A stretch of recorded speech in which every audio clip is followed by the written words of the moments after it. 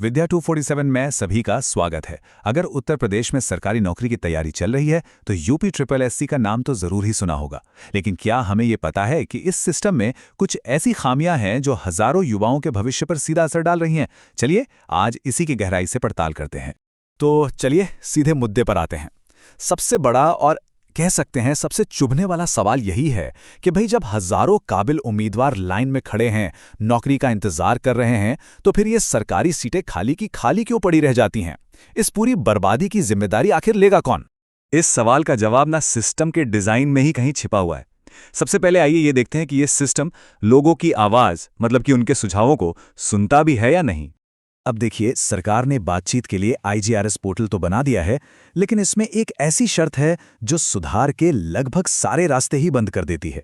और सच कहें तो यही समस्या की असली जड़ है। और यहीं पे एक बहुत ही हैरान करने वाली बात पता चलती है। ये जो पूरा सिस्टम है ना, ये सिर्फ शिकायतें सुनने के लिए डिजाइन किया गया है, सुझावों के लिए नहीं। मतलब अगर कोई ये बताना चाहे कि इस चीज को बेहतर कैसे किया जा सकता है, तो उसके लिए तो दरवाजे ही बंद है। सोचिए जरा। अब सोचिए, अगर नियम में ही कोई गड़बड़ी हो तो उसे बदलने का कोई रास्ता ही नहीं है। और ठीक इसी वजह से एक बहुत बड़ा मुद्दा यानी वेटिंग लिस्ट की मांग सालों से अनसुनी की जा रही है। तो आखिर ये वेटिंग लिस्ट है क्या चीज और क्यों उम्मीदवार इसे लेकर इतने परेशान हैं? चलिए इस जायज मांग को थोड़ा और गहराई से समझते हैं। इसे ना ऐसे समझिए, वेटिंग लिस्ट एक तरह की रिजर्व बेंच होती है। अगर कोई चुना हुआ कैंडिडेट ज्वाइन नहीं करता तो सीट खाली नहीं जाती, बल्कि लाइन में जो अगला उम्मीदवार है उसे मौका मिल जाता है। सीधा और सरल। ये मांग सिर्फ उम्मीदवारों के फायदे की बात नहीं है, बल्कि ये तो पूरे सिस्टम के लिए फायदेमंद है। इससे न सिर्फ योग्य लोगों को मौका मिलता है, बल्कि सरकारी काम भी नहीं रुकता। मतलब निष्पक्षता और कुशलता दोनों के लिए ये जरूरी है। स्रोत का ये कथन बिल्कुल दिल की बात कहता है, जो न्यायोचित तो है नहीं। वाकई जब सीटें खाली पड़ी हों और मेहनत करने वाले उम्मीदवार बाहर इंतजार कर रहे हों, तो इसे अन्याय नहीं तो और क्या कहेंगे? और सबसे अजीब बात तो ये है कि इस सीधी साधी मांग को उन्हीं पुराने नियमों का हवाला देकर खारिज कर दिया जाता है जिन्हें बदलने की ही तो बात हो रही है। ये तो एक ऐसा चक्र बन गया है जिससे बाहर निकलना ही मुश्किल लग रहा है।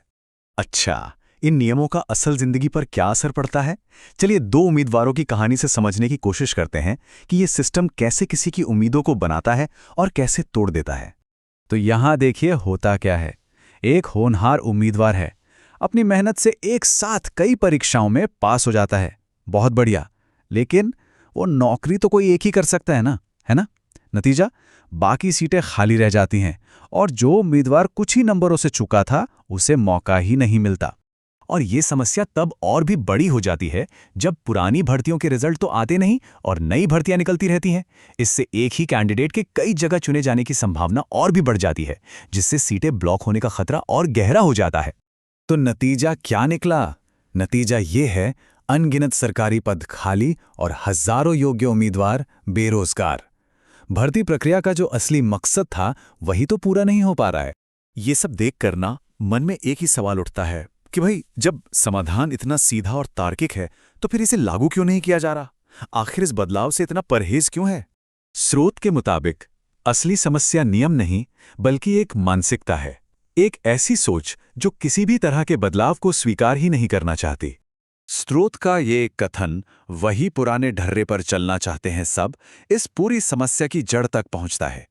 ये ब्यूरोक्रेसी की उसी जड़ता की ओर इशारा करता है जो किसी भी नए और अच्छे सुधार को रोक देती है। मतलब सीधी सी बात यह है कि यहां पर नए और बेहतर रास्ते बनाने के बजाय पुराने और टूटे फूटे रास्तों पर ही चलने की जिद है, भले ही इससे किसी का कोई भला ना हो रहा हो।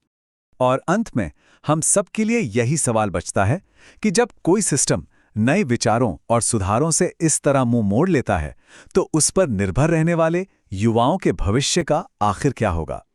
विद्या 247 पर हम ऐसे ही जरूरी मुद्दों की पड़ताल करते रहेंगे।